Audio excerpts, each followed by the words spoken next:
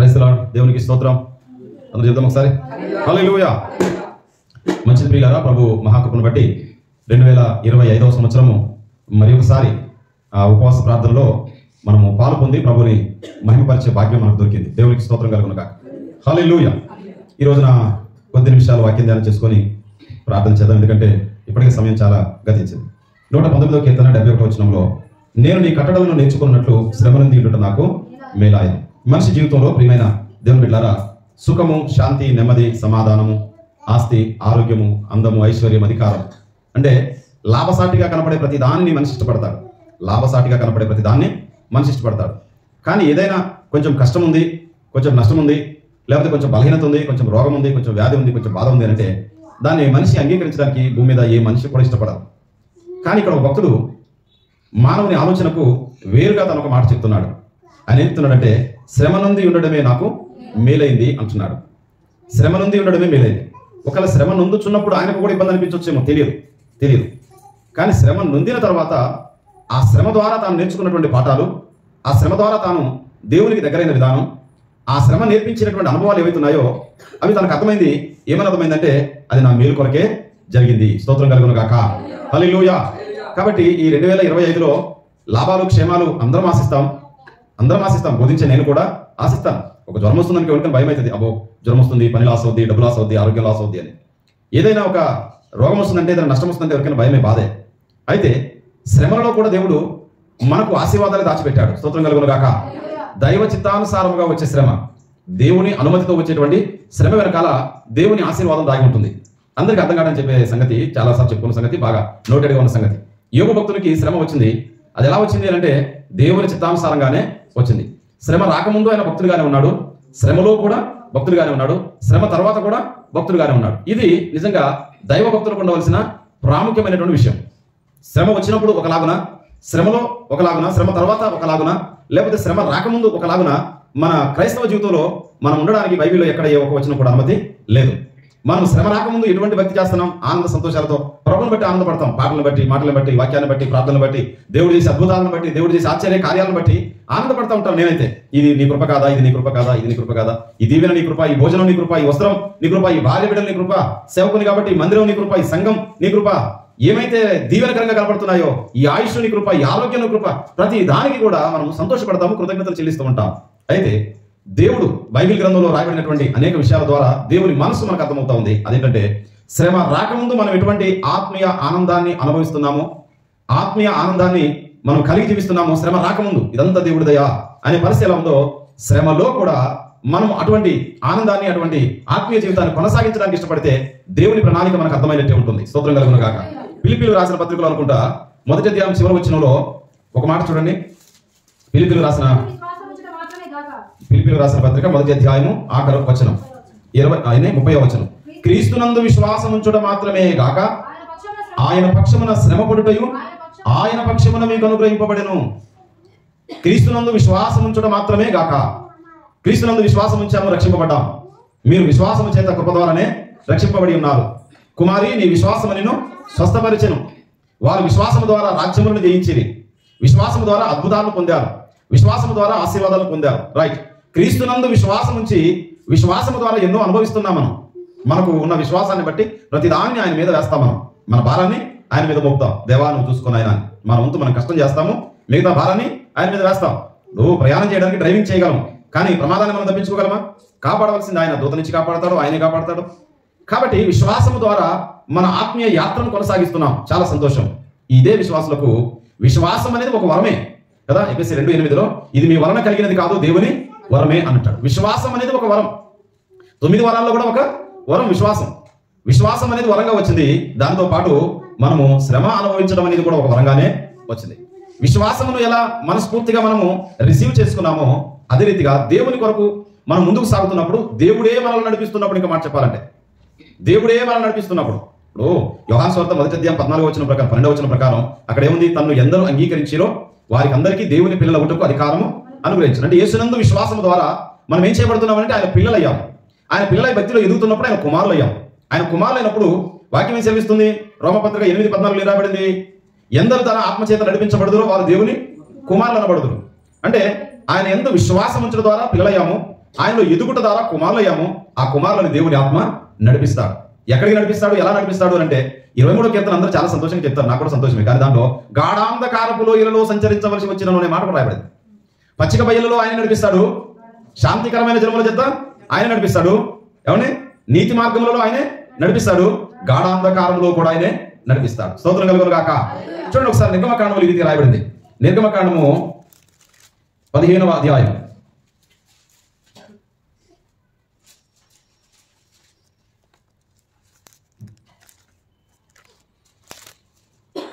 15వ అధ్యాయము 22వ వచనం చదవండి.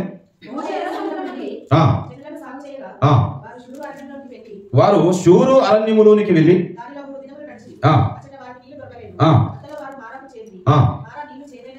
ఎక్కడికి నడిపించాడు మోషే? మారా అనే స్థలానికి నడిపించాడు. అక్కడ ఏ నీళ్లు ఉన్నాయట? చేదు నీళ్లు ఉన్నాయి. వెంటనే ప్రజలు అర్థం చేసుకోవాల్సిన దానికి బదులుగా రివర్స్ అయిపోయారు. చదవండి. చేదైనవి కనుక ఆ నీళ్లు త్రాగలేకపోయింది, పేరు కలిగాను. ప్రజలు మేమేమి త్రాగుతామని మోషే మీద ఏం చేశారు? అసలు మోషేని అడగాల్సింది ఏంటంటే, అయ్యా దేవుడే ఈ మార్గంలో నడిపించాడా? నీవు ఈ అవకాశం దొరికింది, ఈ ప్రజలందరూ ఐగుప్తుని విడిచారు, ఇప్పుడు నా చేతికి దొరికారు, నేను నాయకుడిని కాబట్టి, నేను పాత్రని కాబట్టి నేను చెప్పినట్టు వింటారని నువ్వేమైనా జిమ్మిక్ చేసావా అని స్పష్టంగా మనస్ఫూర్తిగా ఏమంటే క్లియర్ కట్ గా మోషేని అడగాల్సింది. మీరు మోషే ఏం చెప్పేవాడు? అడుగుడు గుడు కూడా ఏం లేదు, అడగడం ఏం లేదు, కానీ సనగడమే ఉందట. ఇది ఆత్మీయ జీవితానికి ఏమాత్రం క్షేమము కాదు. సనగడం అనేది ఒక పెద్ద పాపంగానే పరిగణించబడింది బైబిల్ గ్రంథంలో. ఇక్కడ మోషే నడిపించినట్టుగా మనకు కనబడతా ఉంది. ఇదే నిర్గమకాండం 13వ అధ్యాయము. నిర్గమకాండం 13వ అధ్యాయము 18వ వచనం చూడండి. అయితే దేవుడు ప్రజలను చుట్టుదారియకు ఎర్ర సముద్రపు అరణ్య మార్గమున నడిపించెను. ఎవరు నడిపిస్తున్నారు? అసలు దేవుడు మోషే ద్వారా నడిపిస్తున్నాడు. ఇక్కడే ఇదే నిర్గమకాండం 13వ అధ్యాయము 21వ వచనం చూడండి. వారు పగలు రాత్రియు ప్రయాణము చేయనట్లుగా యెహోవా త్రోవలో వారిని నడిపించుటకై పగటి వేళ మేఘస్తంభములోను వారి వెలిగించుటకు రాత్రి వేళ అగ్ని స్తంభములోను ఉండి వారికి ముందుగా నడుచుచు వచ్చెను. ఆయన పగటి వేళ మేఘస్తంభమునైనను రాత్రి వేళ అగ్ని స్తంభమునైనను ప్రజల ఎదుట నుండి తొలగింపలేదు. ఇప్పుడు మారా యుద్ధకు నడిపించినది కంటికి కనపడే మనిషి ఎవరు కనపడుతున్నారు? మోషే కనపడుతున్నాడు. కానీ ఈ మార్గంలో నడువుము, ఈసారి ఇది చెయ్యి, ఇట్లా చెయ్యి అని ప్రేరేపించింది ఎవరు? ముందు నడిచే మేఘం ఎవరు? దేవుడు. ఆ కనపడే మేఘాన్ని, ఈ కనపడే మేఘాలు అట్లా మేఘాలు ఇచ్చిన దేవుడికి ఒకటి కాదు. ఆ సమయంలో మేఘం రూపంలో అక్కడ ఉన్నాడు, ఒక సమయంలో పౌరం రూపంలో ఉన్నాడు, ఒక సమయంలో అగ్ని రూపంలో ఉన్నాడు. అలా ఆ సందర్భానికి మేఘం రూపంలో దేవుడు అక్కడ ఉన్నాడు. దేవుడే ఇజ్రాయేలు ప్రజలకు ముందుండి పగలు రాత్రి తొలగట్లేదట ఆయన. అంటే ఇప్పుడు దేవుడు లేకుండానే మోషే మారా యుద్ధకు వెళ్ళాడా? అర్థమైంది ఇక్కడే కదా. దేవుడు లేకుండానే మోషే ఈ ప్రజలను ఆ చేదు నీళ్ళ యుద్ధకు నడిపించాడా? నడిపించలే. మరి దేవుడే అక్కడికి నడిపించాడు. కొంచెం జాగ్రత్త వినండి. విశ్వాసం ద్వారా పిల్లలయ్యాం, ఆత్మలో ఎదుగుట ద్వారా కుమారులయ్యాం. ఆత్మ నడిపించడం ద్వారా నీతి జలముల యొద్ద, నీతి మార్గముల యొద్ద, శాంతి కర్మల జలముల యొద్ద, పచ్చిక బయలుల యొద్ద మాత్రమే కాదు, అది కూడా ఉంది, కానీ గాఢాంధకారము కూడా ఉంది. అది దావీదు అనుభవం. ఇక్కడ ఇశ్రాయేలు అనుభవానికి వస్తే వారు చేదు నీళ్ళ యొద్దకు నడిపించబడ్డారు. అప్పుడు అసలు వాళ్ళ ఏం గుర్తించాలి? కొద్ది రోజుల క్రితమే 14వ అధ్యాయంలోనే వారు ఎర్ర సముద్రం దాటారు. 3 రోజులు 5 రోజులు 6 రోజులు జరిగి ఉంటుంది. అక్కడ పెద్ద గ్యాప్ ఏమి లేదు. కొద్ది రోజుల క్రితమే ఎర్ర సముద్రాన్ని దాటించిన దేవుడు చేదు నీళ్ళ దగ్గర నడిపించాడంటే వీళ్ళు ఏం గుర్తించాలి? అక్కడ ఒక అద్భుతం చేశాడు. ఎర్ర సముద్రమును పాయలు చేశాడు. ఇక్కడ చేదు నీళ్ళ దగ్గర తీసుకొచ్చాడంటే ఇక్కడ కూడా దేవుడి ప్రణాళిక ఏదో ఉంది అని గుర్తించాలి. కానీ మనుషులు ఎంత బలహీనులంటే ఎక్కువ మంది బలహీనులు, కొద్ది మంది మాత్రం దేవుణ్ణి అర్థం చేసుకునే ప్రయత్నం చేస్తారు. నా మాట అర్థమైంది అనుకుంటా మీకు. ఎక్కువ మంది బలహీనమైన మైండ్తో, సనుకుడు కొనుకుడుతో ఎప్పుడు ముఖం మాడుచుకొని నెమ్మది లేకుండా మోషే మీద, దేవుని మీద, సంఘం మీద, ఇతరుల మీద ఎప్పుడు ఒక రకమైనటువంటి పెద్ద ఫీలింగ్లో కొండంత నేనేమొస్తున్నా అనేటువంటి దిక్కుమాల ముఖాలు పెట్టుకొని బ్రతుకుతూ ఉంటారు. ఇక్కడే కనపడతా ఉంది. వీరు గుర్తించాల్సిన విషయం ఏంటంటే, వారం కాలేదు, 10 రోజులు కాలేదు, ఒక భయంకరమైన ఊహించరాని అద్భుతం జరిగింది. చుట్టుదారి ఎర్ర సముద్రాన్ని ఆ మార్గంలో నడిపించింది ఎవరు? ఎర్ర సముద్రం దగ్గర నడిపించింది ఎవరు? దేవుడే. మరి ఇప్పుడు మారా దగ్గర నడిపించింది ఎవరు? ఈ ప్రజలకు ఇప్పటికి ఏ జ్ఞానం వచ్చి ఉండాలి? అక్కడ మనల్ని నాశనం చేయడానికి తీసుకురాలేదు, ఇక్కడ కూడా నాశనం చేయడానికి ఏమీ తీసుకురాలేదు. దేవుని మార్గం ఎప్పుడైనా మేలు కలుగు, ఇర్మియాతో ఏమంటాడు? మేలు కలుగు మార్గం ఏది మీరు విచారించి అందులో నడుచుకునుడి అంటాడు కదా. మేలు కలుగు మార్గం, దేవుని మార్గం, మేలు కలుగు మార్గం. సంగమా, దయచేసి గమనించండి. నీ జీవితంలో, నా జీవితంలో కూడా నా జీవితంలో దేవుని నడిపింపులోనే ఉన్నన్ని రోజులు, నా మాట మరలా చెప్తున్నాను, దేవుని నడిపింపులోనే ఉన్నన్ని రోజులు అది ఎర్ర సముద్రం దగ్గరకు నడిపించిన ఆయనకే మహిమ, నాకు దీవెన. అది మారా దగ్గరకు నడిపించిన ఆయనకే మహిమ, అది నాకు దీవెన. ఇటువంటి ఆత్మీయ అనుభవాల కొరకే నడిపిస్తాడు. కానీ ఎప్పుడు కూడా మన మైండ్లో ప్రియమైన దేవుని బిడ్డలారా ఏ మాత్రము కూడా సిమి దూషిస్తా ఉన్నాడు. సిమి ఏం చేస్తున్నాడట? ఎవరిని దూషిస్తున్నాడు?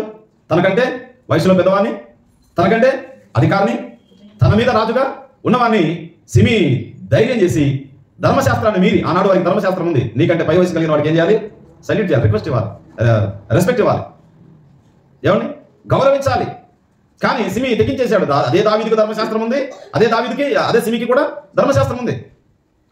ఎప్పుడైతే సిమి దూషిస్తున్నాడో ఇరుగు పొరుగు వారు ప్రక్కన అన్నారు సైనికులు, అయ్యా ఒక్క మాట సెలవిస్తే చాలు, వాడి తలకాయ తీసుకొచ్చి నీ పాదాల దగ్గర పెడతాను. చచ్చిన కుక్క, బ్రతికిన కుక్క కూడా ఇద్దరు చాలా చెబుతుంది. చచ్చిన కుక్క అంటాడు కదా, ఈ చచ్చిన కుక్క అంటే దావీదుకును ఆ సిమికి ఎంత వ్యత్యాసం ఉందంటే, వాడు బ్రతికిన కుక్క కూడా కాదు, చచ్చిన కుక్కతో సమానం అన్నటువంటి వ్యత్యాసంలో ఉన్న వ్యక్తి దూషిస్తా ఉంటే, దావీదు ఆత్మీయ పరిపక్వత, ఆత్మీయ స్థితి ఏ రేంజ్ లో ఉందంటే దేవుడు వానికి అవకాశం ఇచ్చాడేమో.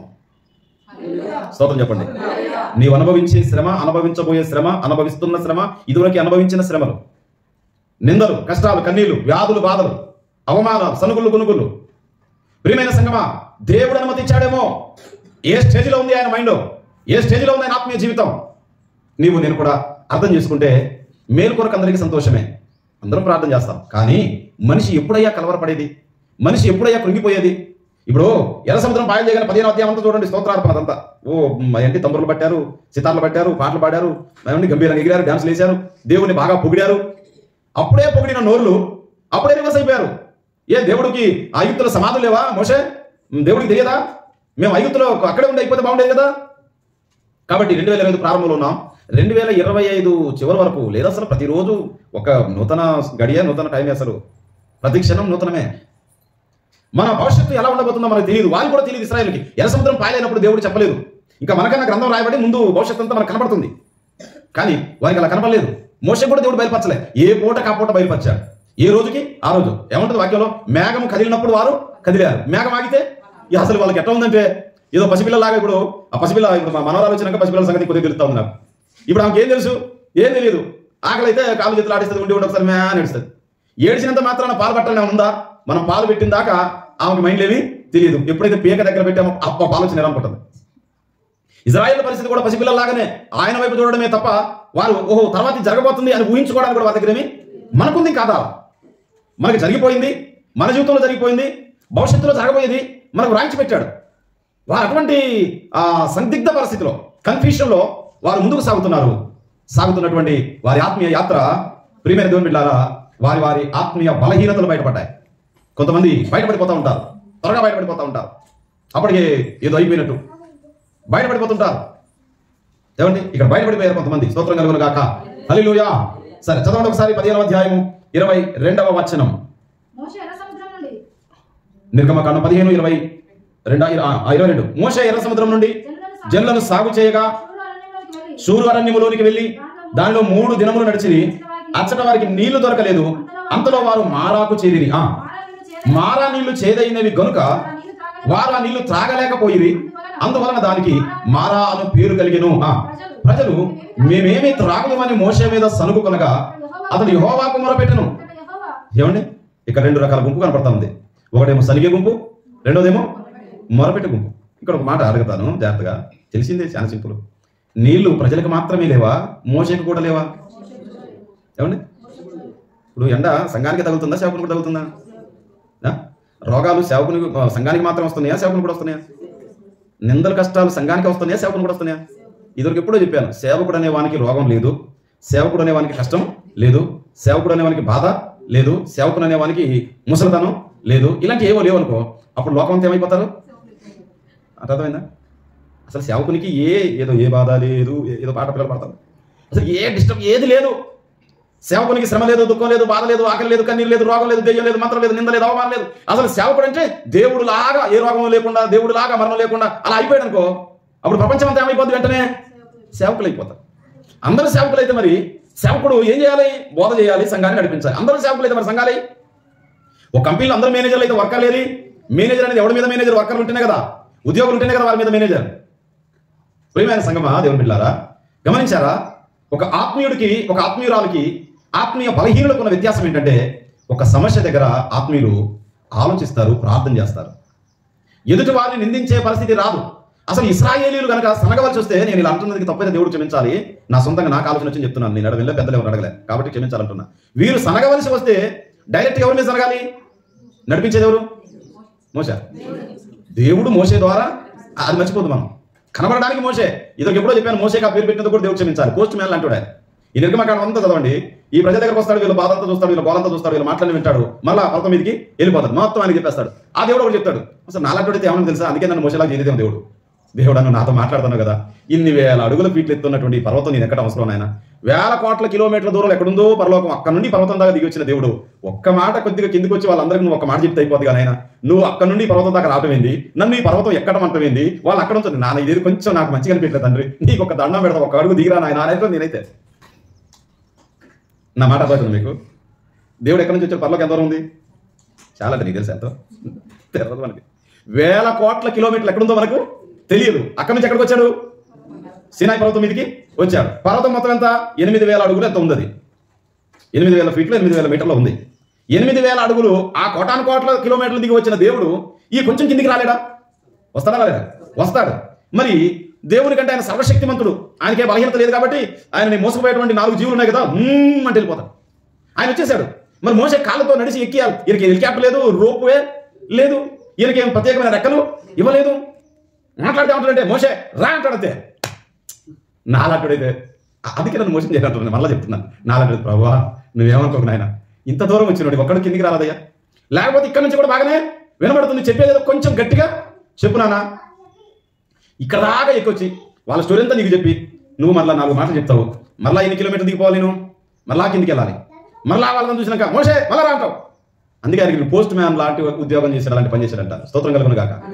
మోసే కంటికి కనబడుతున్న వ్యక్తి మాత్రమే, కానీ మోసేని పూర్తిగా ప్లే చేసేది, మోసేని నడిపించేది, మోసే ద్వారా ఇశ్రాయేలీలు నడిపించేది. అందుగురించి ఇశ్రాయేలు సైన్యమునకు ముందు నడిచిన దైవం అన్నారు, కానీ ఇశ్రాయేలు సైన్యమునకు ముందు నడిచిన మోసేని రాయలే. గాయకుడు కదా, ఎవరు రచయిత, ఎవరో రచయిత మరి తెలియదు, పాత పాట మంచి వాక్యం బాగా ఆలోచించి రచన. కాబట్టి ఈ విషయాన్ని గమనించండి. అక్కడ సమస్య ఇద్దరికి ఉంది, ఇద్దరికంటే 2 గుంపులు చేశారు. సమస్య అందరికీ ఉంది. అక్కడ నాయకుడైన మోషేకు ఉంది, ఆ నాయకుని ద్వారా నడిపించబడుతున్నటువంటి ఇశ్రాయేలు ప్రజలకు కూడా సమస్య సేమ్ ఉంది. కానీ వ్యక్తుల్లో ఉన్న ఆత్మీయతలోనే తేడా ఉంది. ఏం తేడా ఉంది అని అంటే, ఒకరేమో మనిషిని చూస్తున్నారు, మరొకరేమో దేవుని చూస్తున్నారు. ఇశ్రాయేలు ఎవరు చూస్తున్నారు? మోషేని చూస్తున్నారు. మోషే నువ్వు చేసావు ఇదంతా, నీ వల్లనే ఈ చేదు నీళ్లు త్రాగలేకపోతున్నాం, మేము బ్రతకలేకపోతున్నాం, చచ్చిపోయే పరిస్థితి ఉంది. ఐగుప్తులో సమాధులకు స్థలాలు ఎవరుకున్నావా? ఈ అరణ్యంలో చంపడానికి తీసుకొచ్చావా? వారి దృష్టి అంతా ఎవరి మీద? మోషే మీద. నా దృష్టి కూడా సంఘం మీదనే. ఈమె చేయబట్టే అనుకున్నంత కాలం నా ఆత్మీయ పరిపక్వత ఉండదు. గుర్తించండి. నేను తలుపు తెరవగా దాన్ని ఎవడు మాట్లాడు? దేవుడు నా కొరకు ద్వారం తెరిచాడు, ఆశీర్వాదం అనే ద్వారం తెరిచాడు. లేకపోతే మారా దగ్గర నడిపించడానికి దేవుడు నా మీద ప్లాన్ చేసుకున్నాడు. ఎవరి వల్ల కాదు. నా దృష్టి దేవుని మీద తప్పి మనుషుల మీదకి వచ్చినాడు. నా ఆత్మీయత దెబ్బతింటుంది, ఆత్మీయతను కోల్పోతాను. దేవుని మీద తప్పి నా కుటుంబం మీదనో, నా బంధువుల మీదనో, నా ఇరుగు పొరుగు వారి మీదనో, నా కులం మీదనో, నా బలం మీదనో. ఈ మధ్యన జయప్రకాష్ అన్న గారు పాట రాశారు, మాయరో ఏంటది, మాయరో మాయ, కులము మాయ, బలము మాయ, డబ్బు మాయ, అందము మాయ. మాయ అంటే ఏమి లేదు, ఊరికే 4 రోజుల్లో మాయమైపోతుంది. కాబట్టి ఇక్కడ మనం ఒక పాఠం నేర్చుకుంటున్నాము. అదేంటంటే దేవుని నడిపింపు. స్తోత్రం కలుగును గాక. దేవుని నడిపింపు. 23 కీర్తన చూద్దామా? ఆ మాటలు వచ్చాయి కదా, కొంచెం వాక్యం చదివినప్పుడు అక్కడ స్పష్టంగా ఉన్న మాట ఉన్నట్టు పలకగలను. నేను బైబిల్ బాగా కంఠస్థం చేయలేకపోయాను. అమ్మాయి యెహోవా నా కాపరి. ఇక్కడ గొర్రెకు పోల్చుకొని రాస్తున్న మాట. గొర్రెలను మేతకు నడిపించేటప్పుడు, ఇంటిలోనికి నడిపించేటప్పుడు వాటికి వేసినటువంటి గొర్రెల దొడ్డి అంటాం కదా, ఆ గొర్రెల దొడ్డిలోనికి నడిపించేటప్పుడు గొర్రెలను ఎవరు నడిపిస్తారు?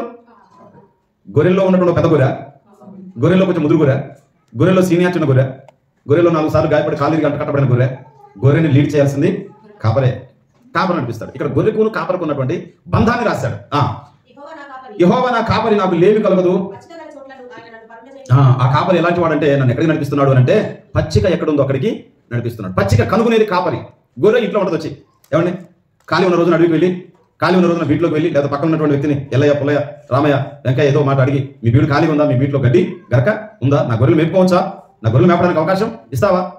గొర్రెలు వాటి మైండ్లో ఏముందో మన తెలియదు, వాటి మాటలు వచ్చింటే అవి కూడా మనతో మాట్లాడి తెలుసుకోను. కానీ మనకు తెలిసినంత వరకు ఏంటంటే మేత వేయడం, కాపరి మాట వినడం, ఏమండి ఇంజక్షన్లో టాబ్లెట్స్ వేస్తే తీసుకోవడం, పిల్లలు కనడం, పెరిగి పెద్దవి కావడం, మనుషులకు అవసరం వచ్చినప్పుడు ఆహారంగా మారడం. ఇంతకు మించిన జీవితం గొర్రెల్లో మాత్రం నాకేం కనపడలేదు. స్తోత్రం కలుగును గాక. హల్లెలూయా, హల్లెలూయా. నేను అమెరికా కాలిపోతా ఉంది కదా, దాంట్లో ఒక గొర్రెల పెంపకం కలిగిన వాళ్ళు ఒక లేడీ మాట్లాడుతూ ఉంది. ఆ అడవిలో మరి ఎక్కడ దాక్కున్నాయి కానీ ఆ గొర్రెలు మెల్లగా మరలా ఇంటికి వచ్చాయి. ఇంటికి వస్తే కాలిపోయిన ఇంటి దగ్గర ఉంది ఒక లేడీ. ఆమె చిన్న చిన్న పదాలు ఇంగ్లీష్ అర్థమవుతా ఉంటాయి కదా, చిన్న చిన్న పదాలు మొత్తం అర్థం కాకపోయినా ఆమె ఎంత అర్థం అవుతుంది. అక్కడ తెలుగులో కూడా పదాలు మళ్ళీ టైప్ చేశారు. చూసారు ఎవరన్నది? క్షమించు గొర్రెలారా, మాతో పాటు మిమ్మల్ని తీసుకొని పోలేకపోయినాం, మేము బ్రతకాలనే వెళ్ళిపోయినాం, పారిపోయినాం, మాది ప్రాణమే మీది ప్రాణమే, మీ ప్రాణాన్ని మేము పట్టించుకోలేకపోయినాం, క్షమించు గొర్రెలారా, మా ప్రాణాన్ని కాపాడిన యేసయ్య మీ ప్రాణాన్ని కాపాడు, క్షమించు గొర్రెలారా. అది చదువుతామంటే నాకు ఏడుకొస్తుంది నిజంగా. 2 సార్లు కళ్ళలో నీళ్ళు ఇచ్చిన ఇట్లా. కాబట్టి స్తోత్రం కలుగును గాక. గొర్రె పని ఎంతవరకు ఏంటి? కాపరి పెట్టిన మేత తినడం, కాపరి ఇచ్చిన చోట ఉండడం, ఏమండి కాపరి ఇచ్చిన టాబ్లెట్ ఇంజక్షన్లు తీసుకోవడం, మేత మేయడం, పిల్లలు కనడం, అవసరమైతే అవి వాటికి మనుషులకు దేవుడు ఎవరికొరకు సృష్టించడం, వారికి ఒక ఆహారంగా.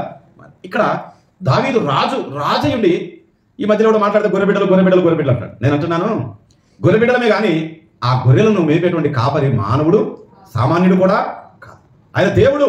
స్తోత్రం కలుగును గాక. హల్లెలూయా. చూడండి ఎక్కడ నడిపిస్తాడట? పచ్చిక గల చోట్లు. ఇది అందరికీ సంతోషం. మంచి ఉద్యోగం వచ్చింది సంతోషం, మంచి భోజనం దొరికింది సంతోషం. ఏమంటే ఇదంతా పచ్చిక. డబ్బు పచ్చిక అలాంటిది, ఆరోగ్యం పచ్చిక. ఈ మధ్యన మనోడు పచ్చబడ్డంటే మందు దాగి మొత్తం పచ్చగా. అది కాదు, కొంచెం ఆర్థికంగా బలపడ్డాడు. ఈ మధ్యన మనోడు కాస్త పర్లేదురా. పచ్చిక అందరికి ఇష్టమే. దాని గురించి ఈ రోజు దాని గురించి పెద్ద బోధ కాదు. పచ్చిక ఇవ్వగలడు అని చెప్పగలం మనం బైబిల్ బట్టి. అదే దేవుడు విశ్వాసము మాత్రమే కాకుండా శ్రమ. ఎర్ర సముద్రాన్ని పాయలు చేసిన దేవుడు మారాణ్యుల యుద్ధకు నడిపించాడు. స్తోత్రం కలుగును గాక. శాంతికరమైన జలముల యుద్ధ నన్ను గొర్రె ఎంత సంతోషం చెప్తుందో. నా ప్రాణమునకు ఆయన సేద తీర్చుచున్నాడు, తన నామమును బట్టి నీతి మార్గంలో నన్ను నడిపించుచున్నాడు. ఏంటి ఎన్నో మాట ఇది? 3వ మాట, 4వ మాట. గాఢాంధకారపు లోయ మనిషికి భయం కావచ్చు, కానీ గొర్రెకి భయమే. ఎందుకని? అది చీకటి. అక్కడ ఏ మృగము దాగి ఉందో, ఏ ప్రమాదము దాగి ఉందో, ఏ కొండ సిలువు దాగి ఉందో, దాన్ని తినేసేటువంటి ప్రమాదం ఏముందో. అదే గాఢాంధకారంలో, ఆ చీకటిలో, కటిక చీకటిలో, ఆ రాత్రిలో ఇప్పుడు మనం డిస్కవరీ చూస్తూ ఉంటే రాత్రిపూట కొన్ని వాగుల్లో వంకల్లో పడిపోతూ ఉంటాయి జీవులు. ఆ కటిక చీకటిలో వాగులు కనపడవు, వంకలు కనపడవు, గుంటలు కనపడవు, ప్రమాదాలు కనపడవు, పాములు కనపడవు, తేలు కనపడవు, మృంగి వేసేటువంటి మృగాలు కనపడవు. కానీ ఈ గొర్రెకి పోల్చుకున్నటువంటి ఈ విశ్వాస, ఈ భక్తుడు ఆయన ఒక పరిపక్వత స్థాయిలో ఉన్నాడు. స్తోత్రం కలుగును గాక. స్తోత్రం కలుగును గాక. ఒక ఆత్మీయ స్థితిలో ఎదిగిన వాడుగా ఉన్నాడు.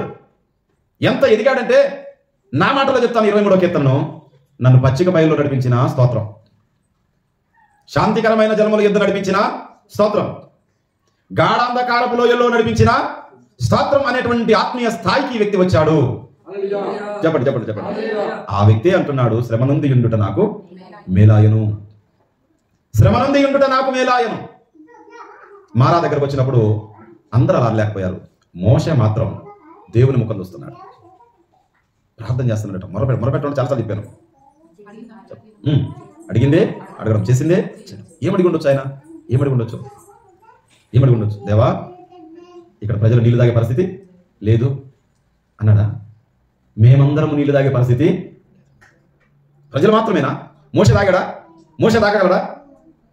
కాబట్టి మోషేలాగా మనం ఎప్పుడైతే దేవుని ముఖము చూడగలమో, ఏ కష్టంలోనైనా, నిందలలోనైనా, అవమానంలోనైనా, బాధల్లోనైనా, షిమీ దూషిస్తున్నప్పుడు దావీదు దేవుని ముఖాన్ని చూశాడు, దేవుని వైపు చూశాడు. ఈనాడున్న సంఘానికి కూడా అదే రాస్తున్నాడు భక్తకేశ్వరుడైనటువంటి పౌలు గారు. ఎబిలు రాసిన పత్రిక 12వ అధ్యాయంలో రాశాడు. ఏం రాశాడు చూడండి ఒకసారి. 12వ అధ్యాయం మొదటి నుండి 12:1 నుండి. ఇంత గొప్ప సాక్షి సమూహము మేఘము వలె మనలను ఆవరించి ఉన్నందున మనము కూడా ప్రతి భారమును సులువుగా చిక్కులు పెట్టు పాపమును, ఎంతసేపు భారం వైపు, పాపం వైపు, శ్రమ వైపు, నింద వైపు, మాట వైపు, ఆమె ఎలా అన్నది, ఈయన ఇలా అన్నాడు, ఆయన అలా అన్నాడు, నన్ను ఇలా చూశాడు, అలా చూశాడు, ఈ పరిస్థితి ఇలా అయింది, డబ్బులు ఇలా పోయాయి, రోగం ఇలా వచ్చాయి, ఎంతసేపు వీటి వైపు చూస్తూ ఉంటే బలహీనులైన విశ్వాసాలు అయిపోతాం మనం. బలహీనులైన విశ్వాసాలు అయిపోతాం. రోమిలి రాసిన పత్రికలో 15వ అధ్యాయంలో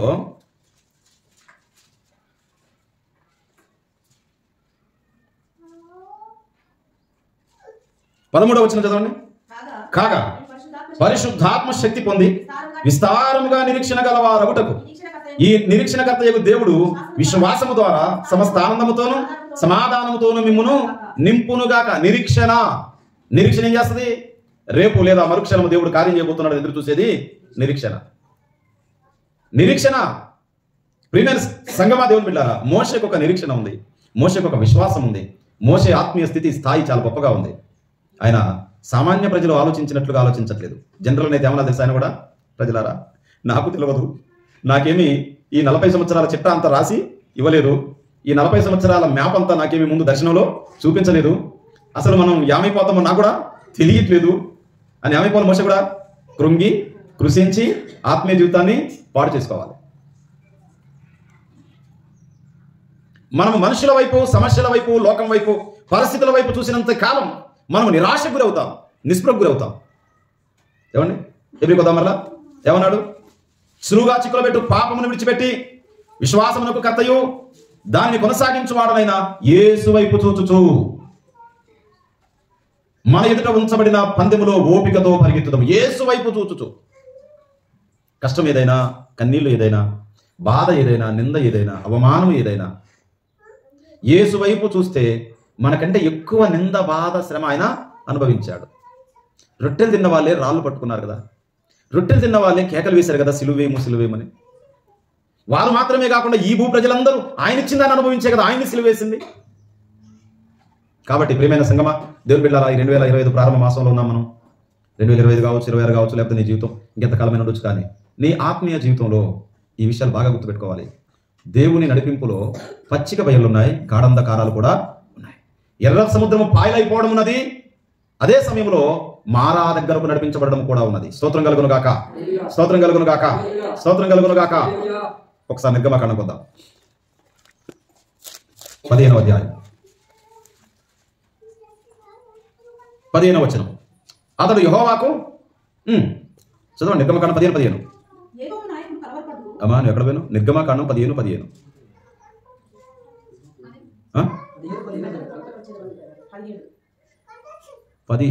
రైట్. ఇది ప్రింటింగ్ నా దాంట్లో కొంచెం తేడా ఉంది, సన్న అక్షరం ఉంది కదా పక్కన. 25వ వచనం అమ్మా, 25. నిర్గమకాండం 15:25. అతడు యెహోవాకు మొర్రపెట్టెను, అంతటా యెహోవా అతనికి ఒక చెట్టును. స్తోత్రం చెప్పండి, స్తోత్రం చెప్పండి, చెప్పండి చెప్పండి, కొంచెం గట్టిగా చెప్పండి. ఏమర్థమైంది మీకు? ప్రార్థన ద్వారా దేవుడు ఒక పరిష్కారము చూపించాడు. ప్రార్థించిన వ్యక్తికి పరిష్కారం వచ్చింది, ఆ వ్యక్తి ద్వారా మిగతా వారికి కూడా వచ్చింది. కానీ ఆ పరిష్కార మార్గం ఎవరికి బయలుపరచబడింది?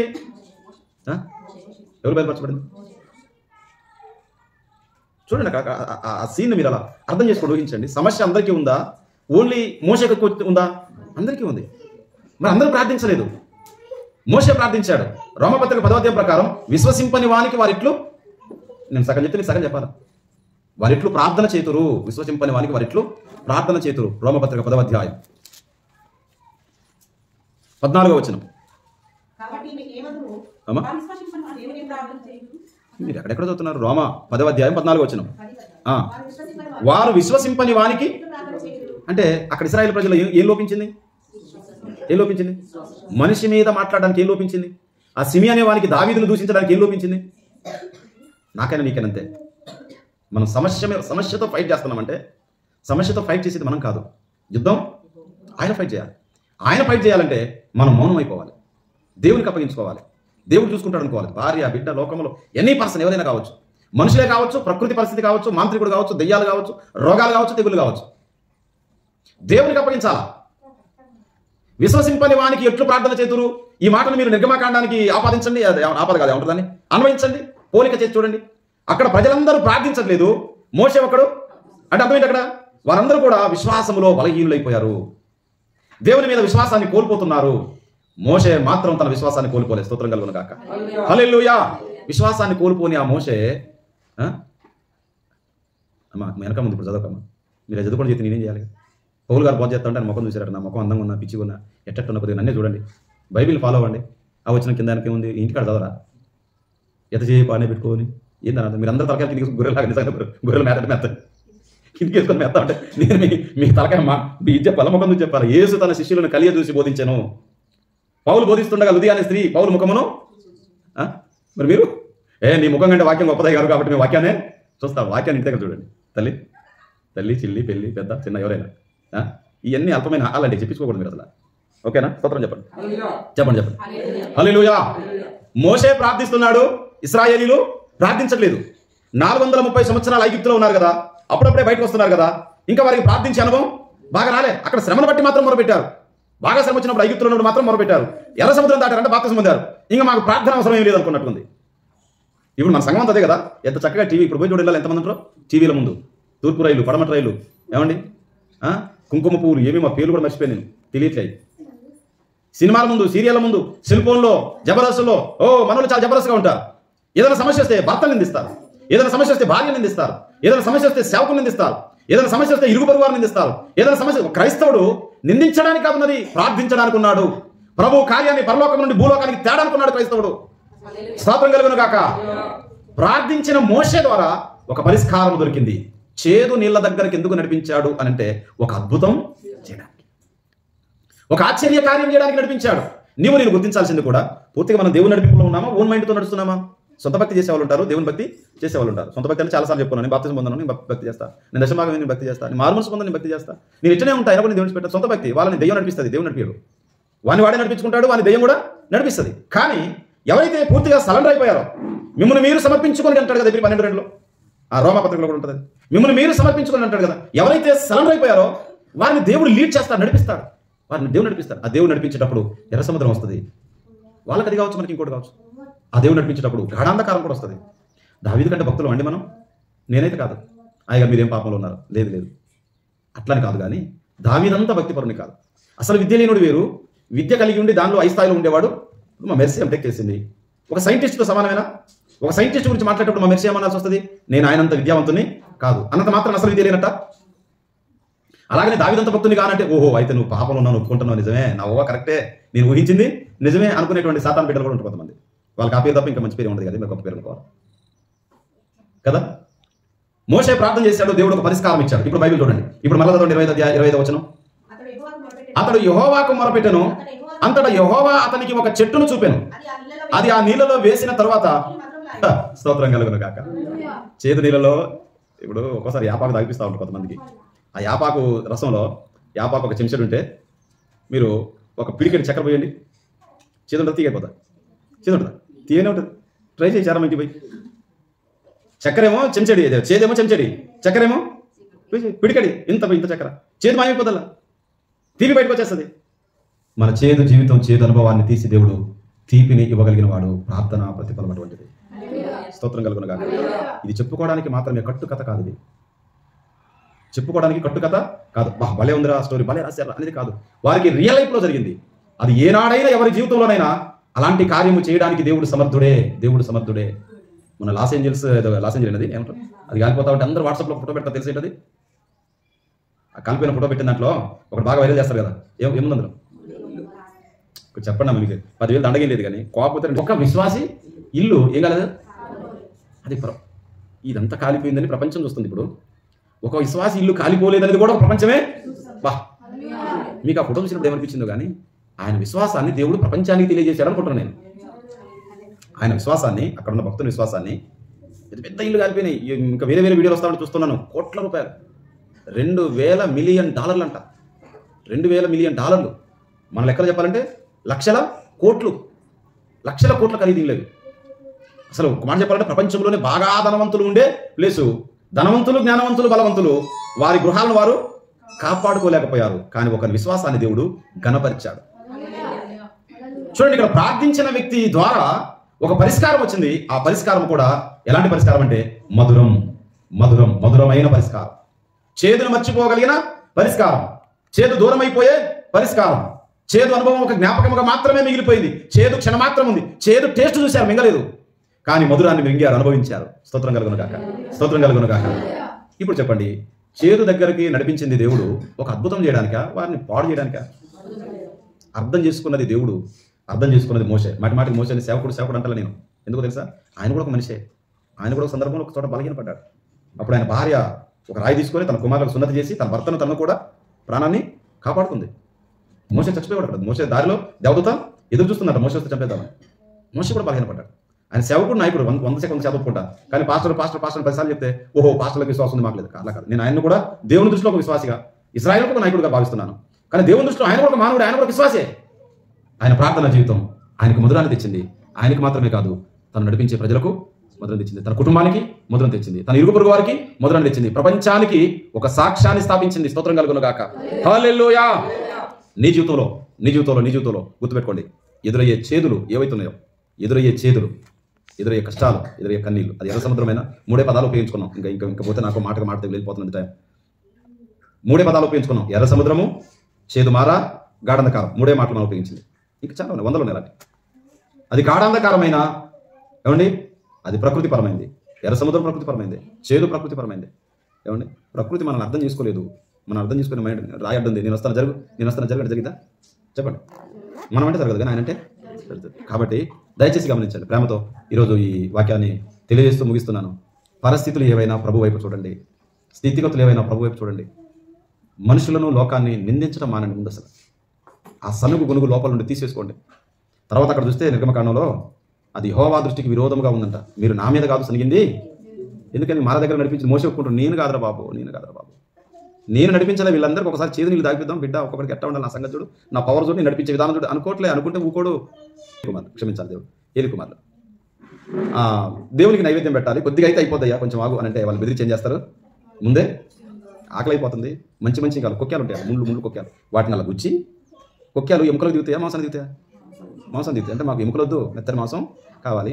దేవునికి అర్పణ, మేము లేని దేవుడు ఎక్కడ అన్నట్టుగా, ఆ పదం లేదు అన్నట్టుగా. అంటే దేవుణ్ణి చులకన చేశారు, సంఘాన్ని చులకన చేశారు, గద్దిస్తున్న తండ్రిని కూడా చులకన చేశారు. ఓహో వామ్ము, అయ్యగారు కొడుకు లేకపోతే అనుకున్నాడు దేవుడు, అయ్యగారు లేకపోతే ఎట్లా అనుకున్నాడు దేవుడు. నీకు అయ్యగారు అంటే గొప్ప లేకపోతే గౌరవం ఉంటుందేమో, ఆయన దృష్టికి ఎవడు గొప్పేం కాదు. నాకు ఇవ్వబడిన రూలు నాకుంది, నీకు ఇవ్వబడిన రూలు నీకుంది. కాబట్టి నేనైనా మీరైనా మనము ఆయన ముఖము చూచుదుము గాక. స్తోత్రం కలుగును గాక. ప్రతి సమస్య కొరకు దేవుని యొద్దనే పోరాడి దేవుని నుండి జయము పొందుదుము గాక. ఈ 2025లో మన చేదు అనుభవాలు ఏమైనా ఉంటే, 24 గంట అనుభవించిన చేదు అనుభవాలు ఏమైనా ఉంటే అవి ఈ సంవత్సరం మధురముగా మార్చబడును గాక. 2024లో గాఢాంధకారపులో సంచరించినటువంటి అనుభవాలు ఏమైనా ఉంటే నీ మార్గము వెలుగుమయమై ఉండును అన్నాడు యెషయా గ్రంథంలో. నీ ముందర వెలుగు ఉండును అన్నాడు, మీ లోకానికి వెలుగై ఉన్నారు అన్నాడు. ఆ గాఢాంధకారము మన నిమిత్తము దేవుని మహిమార్థమై వెలుగుగా మార్చబడును గాక. ఇజ్రాయేలు ప్రజల ముందు నిలిచిన ఎర్ర సముద్రము లాంటి సమస్య ఇప్పటికే ఉన్న, గతంలో ఉన్న, రాబోతూ ఉన్న, పాయలు చేసి ఆరిన నేల మీద నడిచిన గొప్ప అనుభవాలు మనకు దేవుడు అనుగ్రహించును గాక. ఆమేన్. ప్రార్థన చేసుకుందాం. ప్రభు సన్నిధిని మోకరించి ప్రార్థన చేసుకుందాం. ప్రతి ఒక్కరు మోకరించి ప్రార్థన చేసుకుందాం.